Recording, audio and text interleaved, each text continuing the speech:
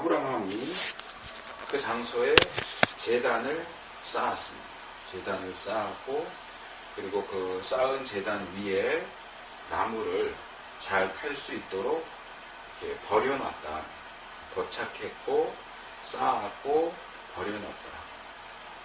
이때 이삭의 나이를 정확히 알 수는 없지만 아마도 10대, 20대까지는 안 되게 10대 정도였을 것으로 생각이 되는데, 그러면 아브라함은 나이가 110살 또는 120살 정도 됐다고 생각을 해야 되겠죠.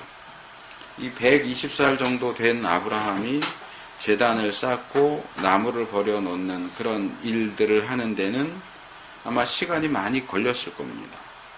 물론 이삭이 도왔을 가능성도 있죠. 지시하신 땅에 도착하는 것, 제단을 쌓는 것, 나무를 버려놓는 것, 이것은 어쨌든 시간이 좀 걸리는 일이었고, 그런 후에 아브라함이 그의 아들 이삭을 결박했다 그랬습니다. 이게 설교자들이 관심을 갖는, 많은 경우에 관심을 갖는 게 바로 이 부분이죠. 노인인 아브라함이 어떻게 젊은 이삭을 결박할 수 있었을까? 아브라함이 이삭을 힘으로 제압해서 결박했을까? 근데 이건 거의 가능성이 없죠. 아니면 많은 분들이 설명하는 것처럼 자초지종을 들은 이삭이 그러면 아버지 저를 죽이십시오, 번제로 드리십시오 해서 스스로 결박하도록 했을까? 본문은 전혀 그 상황에 대해서 얘기하지 않습니다. 그냥 아브라함이 이삭을 결박했다라고만 되어 있습니다. 그래서 이 부분에서 많은 설교자들이 이삭의 믿음, 특별히 이삭의 순종, 뭐 이런 것들을 강조하고 설교하지만, 본문에는 이삭이 어떤 반응을 보였는지, 어떤 말을 했는지, 어떤 행동을 했는지, 어떤 태도를 취했는지에 대해서 전혀 이야기하고 있지 않아요. 그것은 어떻게 보면 이야기하고 싶지 않다는 거예요. 그 부분에 대해서. 그 부분을 언급하는 게 지금 이 사건에 있어서 우리에게는 어쩌면 굉장히 중요하게 보이지만, 지금 이 이야기를 진행하는 데 있어서는 이삭이 어떻게 했느냐는 관심 받기라는 얘기예요. 이 이야기에서 주인공은 이삭이 아니고 아브라함이기 때문에 그래요. 이 오늘 본문, 읽은 본문 마지막이 19절에 또 그것이 나오는데, 어쨌든 이 본문은 아브라함을 강조하고 아브라함과 하나님 사이에 일어났던 일을 강조하지 이삭이 어땠는가는 이야기하지 않습니다. 그래서 이 이삭을 결박하는 이 일이 강제적인 것이었는지 자발적인 것이었는지는 분명하지 않지만, 이것도 역시 상당히 시간이 걸리지 않았겠는가 생각이 됩니다.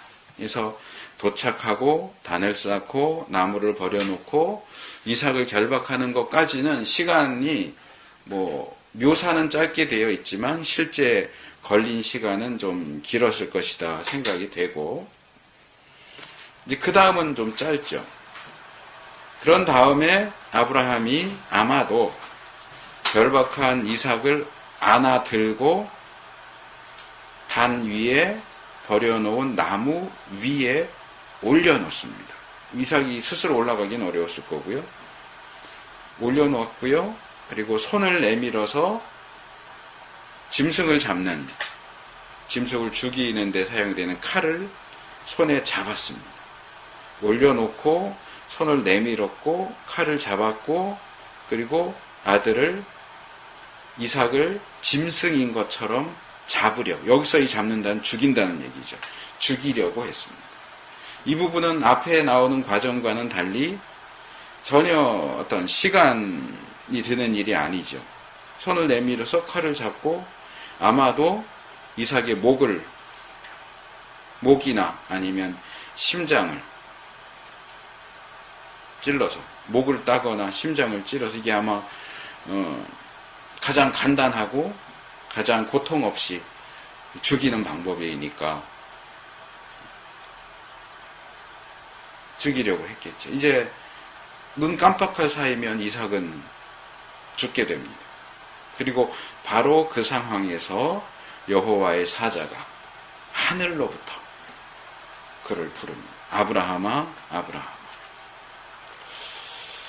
이 부분을 보면서 이게 글이 가지는 한계성을 생각하게 돼요. 앞의 경우처럼 어떤 상황이 빨리빨리 진행될 때는 오히려 글로 이렇게 세세하게 묘사하는 걸 통해서 이 자세한 중요한 부분을 놓치지 않도록, 잠깐 한눈 팔면 못 볼 수 있으니까, 근데 이건 이렇게 했고 저건 저렇게 했고 그 다음엔 이렇게 했다, 뭐 이렇게 뭐 손이 떨렸다, 뭐 눈동자가 흔들렸다, 뭐 만약에 이런 식으로 묘사를 한다면 우리 눈으로 볼 수 없는 것들을 놓치지 않고 볼 수 있게 도움을 주겠죠. 근데 반대로 지금 본문과 같은 경우에는 이 아브라하마가 어떻게 말할 때 어떻게 말해졌는지를 전혀 묘사하고 있지 않기 때문에 이건 추측하거나 상상할 수밖에 없죠. 자, 이 아브라하마가 무슨 사극에 나오는 것처럼 어느 집 찾아가서 이리 오너라 그런 식으로 됐을까요? 아브라하마 이랬을까요? 아니면 더군다나 아브라하마 두 번 왜 두 번 불렀을까요? 그 두 번은 어떻게 불렀을까요? 이 앞의 상황을 고려해 본다면 아마 여호와의 사자는 빠르게, 크게, 그리고 급하게 마치 불이야 하는 것처럼 아브라함아 하고 외쳐서 불렀을 겁니다. 왜냐하면 그 부름이 조금이라도 늦춰진다면 이삭에게 칼이 꽂힐 테니까, 이삭이 죽을 테니까. 그래서 큰 소리로 빠르게 급하게 아브라함을 불렀고, 아브라함은 우리 개역 성경은 내가 여기 있나이다 이렇게 답변을 하죠. 근데 이 상황이 아주 급한 상황이라고 한다면 이 대답은 상당히 어색해요. 그냥 그래도 되잖아요. 내가 여기 있나이다. 근데 히브리 원문을 찾아보니까 아브라함이 한 답변은 딱 한 단어예요. 내가 여기 있나이다. 문장이 아니고 딱 한 단어인데 히브리어로 힌네니, 이 힌네는 본다 그런 뜻. 뒤에 니 이렇게 붙었으니까 내가 보고 있다. 제가 보고 있습니다. 근데 이것도 직역하면 내가 보고 있다 이렇게 되지만 의역하면 그냥 이게 아브라함아 부르니까 왜요?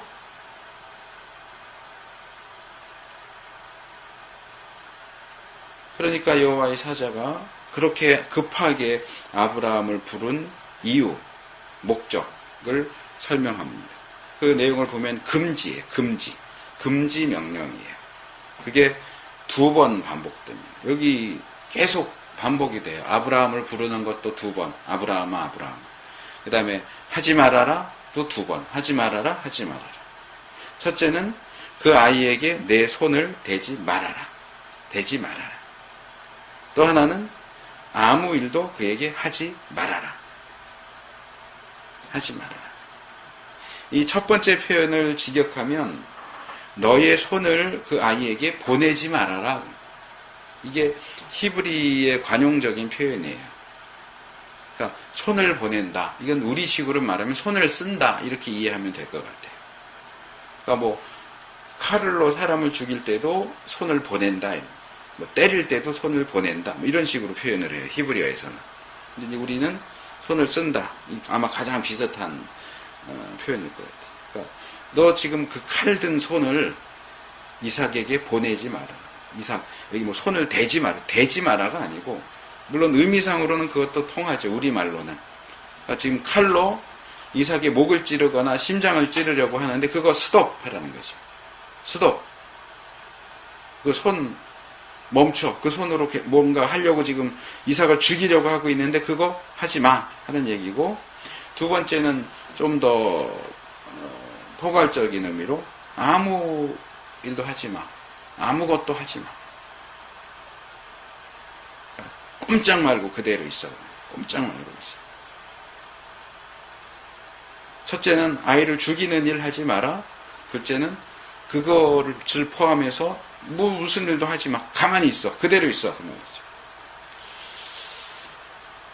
자, 우리는 여기서 왜 하나님께서 처음 이제 22장 2절에서 하나님께서 아브라함을 불러서 내 아들, 내가 사랑하는 독자 이삭을 번제로 바쳐라 라고 하셨던 하나님 자신의 그 명령을 왜 취소하고 계실까?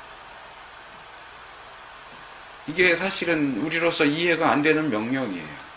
아브라함에게 유일한 약속의 자녀고 그 약속의 자녀를 통해서 하나님이 약속하신 복이 이루어져야 하는데 하나님 자신이 그 아이를 죽이라고 하셨어요. 하나님은 인신제사를 좋아하시는 분이 아닌데도 불구하고 하나님이 인신제사를 드리라고 해요. 우리 같으면 미적미적하고 또는 반대하고 또는 반항했을 수 있지만 아브라함은 아무 소리도 안 하고 하나님이 명령하신 그대로 해요. 근데 오히려 이번에는 하나님께서 야 이삭 죽이지 마라고 당신의 그 명령을, 당신의 그 요구를 취소시키셨어요. 왜 그랬을까? 거기에 대한 해답으로서 우리는 또다시 두 번 반복되는 여호와의 사자의 발언을 살펴볼 수 있습니다. 첫째로 내가 내 아들 내 독자라도, 내 아들 내 독자 이 표현은 하나님께서 이삭을 번제로 드려라라고 명령하신 그 2절에도 사용된 표현이에요. 2절은 조금 더 많긴 하지만 거의 비슷한 표현이 사용돼요. 내가 내 아들 내 독자라도 내게 아끼지 아니하였다. 둘째로 내가 이제야 내가 하나님을 경외하는 줄을 아노라. 이 첫 번째 이야기와 두 번째 이야기는 사실상 같은 얘기죠. 동전의 양면과 같죠. 아들 그리고 독자와 같이 가장 귀하게 여기는 것조차 하나님께, 내게 하나님께 아끼지 않는 것, 그것이야말로 하나님을 경외하는 것을 증명하는 표현이다. 그러니까 하지 않아도 된다. 뒤집어서 아브라함이 이삭을 내 아들인데 독자인데 그래서 하나님이 명령하신 대로 하나님께 드리기를 꺼려하고 아꼈다면 그가 말로 무엇을 이야기하고 변명한다고 할지라도 아브라함이 하나님을 경외한다는 사실을 인정할 수 없다 하는 얘기죠. 우리가 입술로는 어떤 말도 할 수 있어요. 근데 정말로 문제가 되는 것은 우리 마음이죠. 자, 이 부분에서 아까 인용했던 부보의 말, 하나님은 그 요구를 실행시키는 데 있어서 아브라함의 의지가 드러나도록 하였으며 행위보다는 그의 의지가 문제였다. 이것은 가인과 아벨의 제사를 이해하는데도 힌트가 될 수 있을 것 같아요. 행위는 똑같이 했어요. 가인도 아벨도 똑같이 제사를 드렸어요. 문제는 의지죠. 마음이죠. 어떤 마음으로 제사를 드렸나는 거죠. 하나님께서는 아브라함이 이삭을 죽이려고 전혀 망설임 없이 아들인 독자인 이삭을 죽이려고 하는 그 행동을 통해서 아브라함의 의지와 신앙이 드러나도록 하셨어요. 그리고 그것을 통해서 내가 너의 의지, 너의 신앙, 너의 경외를 확인했다. 이제야 안 오라 했지만 하나님이 몰랐다는 얘기는 아니고 확인했다 이렇게 이해를 해야 되겠죠. 확인했다. 근데 여기서 좀 더 나갔으면 좋겠어요. 물론 이것도 부보가 지적하는 것에 포함되어 있다고 생각이 되는데 이거죠. 우리가 많이 놓치는 거예요. 모르는 사실은 아니지만 간과하고 넘어갑니다. 그게 뭡니까? 이 상황에서 아브라함은 결국 이삭을 바치지 않았다는 겁니다. 이삭이 제물로 드려지지 않았다는 겁니다. 이삭이 죽지 않았다는 겁니다. 하나님은 이삭을 번제로 바쳐라라고 명령을 하셨지만 결국 아브라함은 이삭을 번제로 바치지 않았다는 겁니다. 아브라함이 하나님께 번제로 드린 것은 그의 아들 이삭이 아니라 뿔이 수풀에 걸려 있었던 숫양이었어요. 여기 본문의 13절에 있는 것처럼 아브라함은 그 수양을 가져다가 아들을 대신하여 번제로 드렸어요. 아들을 드리지 않았고 아들을 대신해서 수양을 드렸죠. 이 본문을 좀 자세히 살펴볼 필요가 있어요. 자, 아브라함이 여호와의 사자의 말을 들은 후에 주위를 살펴봤어요. 여호와의 사자가 야, 너 주위를 둘러봐라 이렇게 얘기하지는 않았는데 이렇게 보니까 왜 봤는지는 모르겠는데 주위를 둘러보니까 수풀에 걸려있는 숫양을 발견할 수 있었어요. 이 아브라함이 자기 아들 이삭을 대신해서 이 숫양을 번제로 드리고 그 후에 그 땅의 이름을 여호와 이레라고 부릅니다. 우리 본문은 친절하게도 이것이 여호와의 산에서 준비되리라 라는 뜻이라고 설명해 줍니다.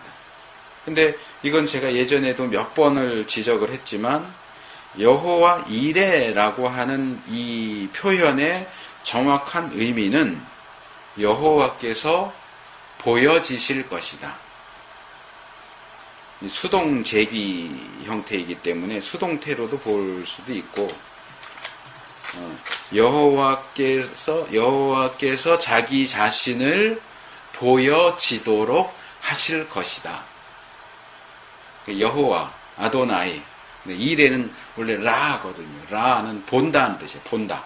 여기 이레는 수동태에다가 미완료, 그러니까 미래로 번역을 해야 돼요. 그러니까 보여지실 것이다. 여호와께서 보여주실 것이다. 그런 뜻이지 여호와께서 준비하실 것이다. 그런 뜻이 아니에요. 여기 여호와께서 보여주실 것이다. 그러니까 바꿔 말하면 여호와께서 나타나실 것이다. 이렇게 볼 수 있죠. 여호와께서 나타나실 것이다. 이것은 간추려서 말하면 훗날에 이 장소에 성전이 지어질 것을 어떤 암시하는 그런 예언적인 표현이 아닐까 생각이 돼요. 그래서 역대하 3장 1절을 보면 이 땅과 관련해서 또 다윗을 얘기합니다. 근데 상황이 아주 비슷하죠. 물론 전혀 똑같은 건 아니지만 다윗이 인구조사를 해서 하나님이 역시 여호와의 사자를 통해서 사람들을 죽이십니다. 이 장소에 여호와의 사자가 나타나죠. 다윗을 만납니다. 그리고 이 장소가 바로 성전이 지어지는 장소다 하는 것이 설명이 되죠. 어쨌든 이 본문을 이런 식으로 번역을 했기 때문에 우리는 어떻게 생각하냐 하면 이 본문 또 이 사건을 마치 하나님께서 이삭을 대신해서 번제드릴 수장을 준비하셨다거나 야 이삭 대신 수장을 번제로 드려라 라고 명령 내지는 허락하셨다고 생각을 해버려요. 근데 본문 어디를 봐도 그 수장을 하나님이 준비하셨다는 내용이 나오지 않아요. 또 하나님께서 자 이삭 대신 수대양을 번제로 드려라 라고 명령하시거나 이삭 대신 수대양을 번제로 드려도 좋다고 허락하시는 내용도 역시 나오지 않아요. 물론 우리가 이미 살펴본 것처럼 이삭을 죽이지 말아라, 이삭에게 어떠한 일도 하지 말아라 라고 말씀을 하셨기 때문에 이삭을 번제로 드려서는 안 된다, 이삭을 번제로 드리면 안 된다라는 의미가 거기 포함되어 있는 걸로 볼 수 있겠죠. 그리고 돌아가는 상황을 보면 분명히 이 수양은 쥐는 가다가 우연히 걸렸을지 모르겠지만 그것 역시 하나님의 섭리 하에서 하나님이 이삭을 대신하여 드리도록 예비하셨다라고 보는 것이 맞겠죠. 틀리지 않죠. 어쨌든 번제는 드려졌어요. 번제는 드려졌지만 하나님께서 처음에 요구하셨던 이삭이 아니라 숫양이 번제로 드려졌습니다. 그럼에도 불구하고 하나님께서는 아브라함이 하나님의 요구를 시행했다고 말씀을 하십니다. 그 사실이 여호와의 사자의 두 번째 부름과 두 번째 발언을 통해서 분명하게 제시됩니다. 이 본문 16절을 보면 12절에 나왔던 그 표현이 또 나와요. 내 독자를 아끼지 아니하였으니. 이거는 사실상 아브라함이 독자 이삭을 아끼지 않고 하나님께 드렸다 그 말이죠. 그래서 하나님께서는 그러한 아브라함의 순종, 그러한 아브라함의 독자를 바치는 행동에 근거해서 거기 보면 이는 내가 나의 말을 준행하였음이니라 이렇게 말씀하시죠. 근데 사실 아니잖아요. 원래대로 하면 이삭을 바쳐야 되는데 이삭을 바친 게 아니잖아요. 그런데도 불구하고 이삭을 바친 것으로 보시고 그것에 근거해서 복을 약속하시죠. 하나님이 자기 자신을 가리켜서 맹세하시면서 복을 주겠다. 물론 새로운 건 아니에요. 과거에 말씀하셨던 것을 반드시 내가 이루어 주겠다라고 확증해 주시는 부분이라고 말할 수 있어요. 그리고 아까 앞에서도 말씀드렸던 것처럼 19절 마지막 절을 보면 이 사건이 이제 끝나는 장면인데 이 복에 대한 약속을 받은 아브라함이 사환이 기다리고 있는 곳으로 돌아와서 브엘세바에 이르러 거기 거했다 하는 내용입니다.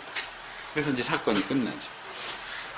그런데 이 19절이 이에 아브라함이 돌아와서라고 기록하고 있다는 사실을 주목해 볼 필요가 있습니다. 자, 아브라함만 돌아왔습니까?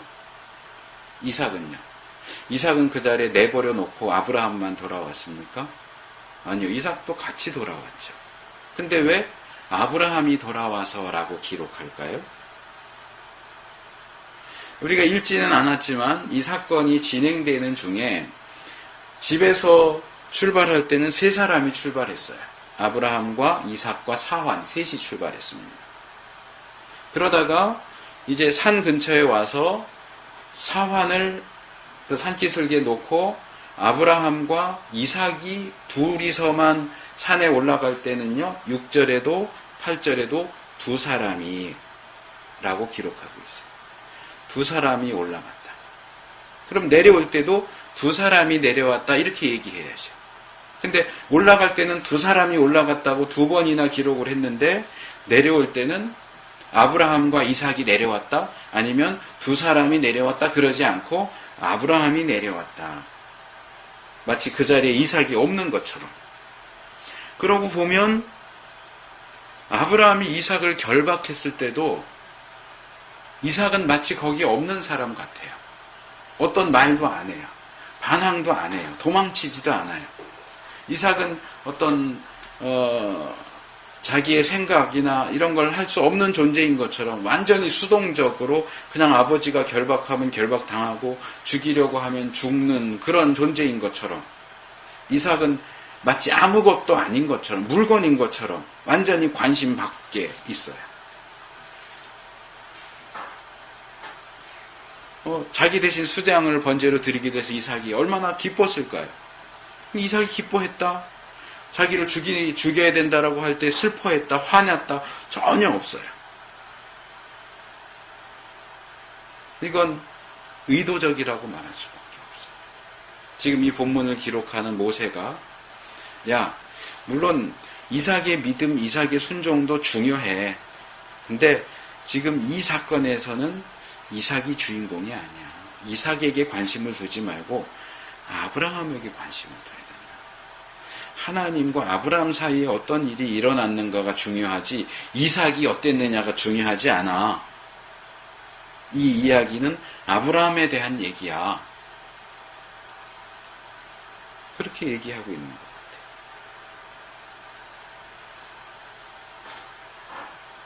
이 사건을 통해서 아브라함은 자기의 의지, 신앙, 순종, 경외를 증명해 보였고 하나님께서는 그것을 확인하셨어요. 자, 이제 말씀을 맺으려고 합니다. 오늘 말씀에서 우리가 좀 관심을 두자, 초점을 맞추고 생각해보자라고 하는 그것만 좀 정리하고 설교를 마치려고 합니다. 이 아브라함이 이삭을 바친 사건을 생각할 때 우리가 놓치는 거죠. 대부분 간과하고 넘어가는 부분이죠. 아브라함은 사실 이삭을 바치지 않았다는 것이고, 그럼에도 불구하고 이삭을 바치라고 요구하신 하나님께서는 이삭 대신 숫 양을 번제로 바친 아브라함의 그 행동이 하나님의 말씀을 준행한 것이라고 말씀하세요. 어떻게 해요? 어째서요? 우리 말 가운데 그런 게 있어요. 제가 오늘 설교 제목을 좀 고민을 하다가 그냥 그렇게 했는데 이것도 후보였어요. 마음만 받을게요. 우리 표현 중에 마음만 받을게요 하는 표현이 있죠. 그거예요. 부버가 행위보다는 의지가 문제였다라고 말한 것도 그거예요. 하나님이 아브라함의 행위보다 아브라함의 의지, 아브라함의 마음을 받으신 거예요. 하나님이 처음 아브라함에게 이삭을 번제로 바쳐라라고 요구하시고 명령하셨을 때도 하나님이 아브라함에게 원하신 것은 이삭을 바치는 행위가 아니고 이삭이라도 아끼지 않고 드리고자 하는 그의 의지, 그의 마음이었어요. 그 마음을 받기를 원하신 거예요. 그래서 아브라함의 행위를 통해서 하나님은 아브라함의 마음을 확인하셨어요. 그러니까 더 이상 이삭을 실제로 죽이는 행위를 계속해야 해. 끝까지 가자라고 하시지 않는 거예요. 그건 전혀 문제가 되지 않아요. 마음이 확인됐으니까. 실제로 이삭을 제물로 받지 않으셨고 숫 양을 제물로 받으셨지만 이삭을 받은 거나 마찬가지라. 그래서 오늘 설교 제목을 받은 거나 마찬가지. 하나님이 지금 수량을 받았지만 이삭을 받은 거나 마찬가지. 이런 상황을 잘 보여주는 또 다른 구절이 잠언 23장 26절이에요. 아들아, 내 마음을 내게 주며 내 눈으로 내 길을 즐거워할지어다. 우리의 아버지 하나님께서는 우리가 우리의 마음을 하나님께 드리기를 원하세요. 근데 이 마음을 드리는 것은 곧 눈으로 하나님의 길을 즐거워하는 거예요. 무슨 얘기예요? 하나님의 말씀을 순종하고자 하는 마음이 있으면 순종하는 거예요. 아브라함이 독자이고 아들이고 사랑하는 아들이지만 하나님이 원하시면 드려야지 하는 그 마음을 통해서 실제로 아들을 죽여서 번제로 드리고자 했던 그 행동을 취하고자 했죠. 그것은 겉으로만, 사실 마음은 아닌데 하나님이 이제 말려주실 거야.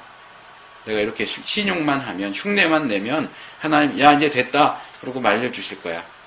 이렇게 하고 신용만 내고 흉내만 낸 게 아니라는 거예요. 정말로 아브라함은 이삭을 죽이려고 했어요. 죽여서 드리고자 하는 마음을 가졌어요. 하나님이 그런 것 갖고 속지는 않으시잖아요. 이게 정말로 죽이려고 한 건지 흉내만 낸 건지, 흉내만 냈는데 하나님이 멍청하게 속아서 진짜네 이렇게 하실 분은 아니잖아요. 하나님은 그것이 거짓인지 진실인지 아세요.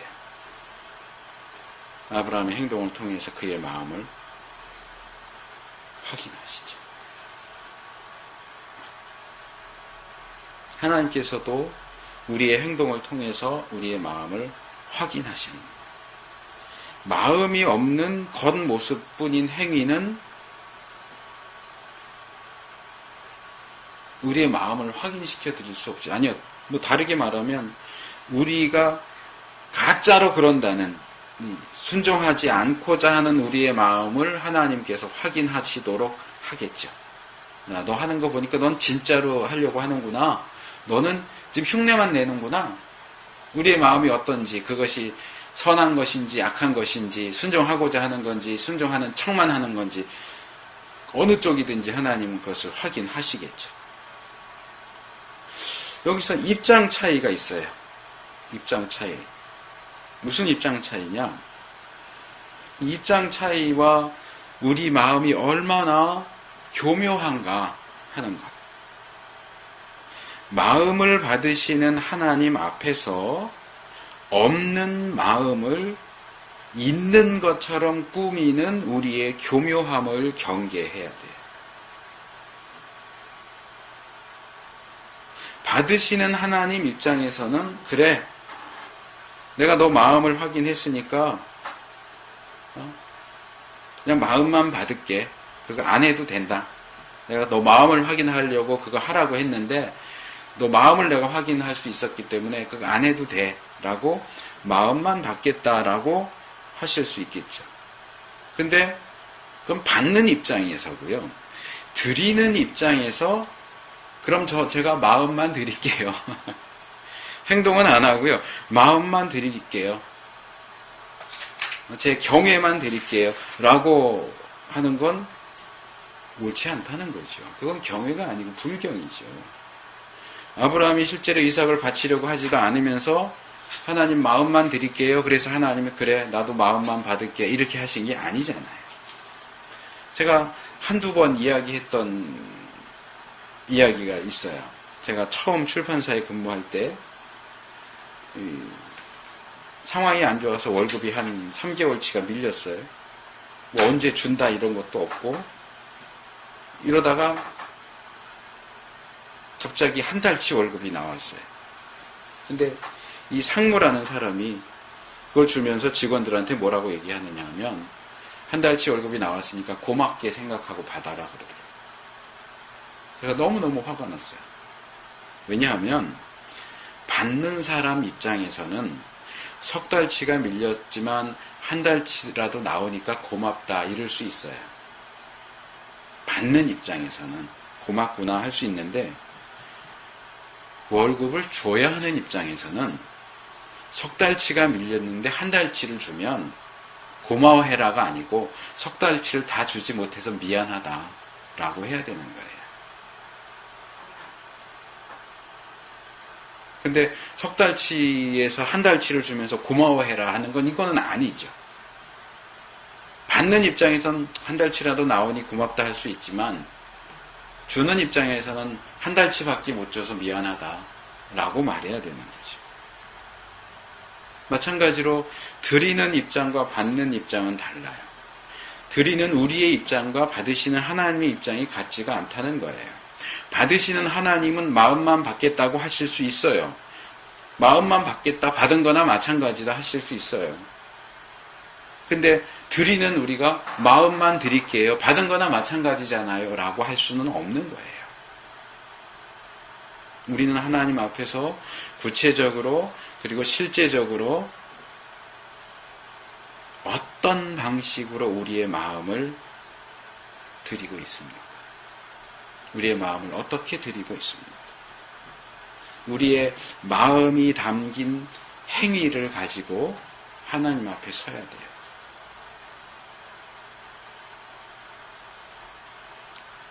마음이 없는 행위나 행위가 없는 마음 둘 다 반쪽짜리입니다. 마음이 깃들여 있는 행위. 그것이 드리는 자로서 하나님 앞에 온전히 드려야 하는 내용입니다.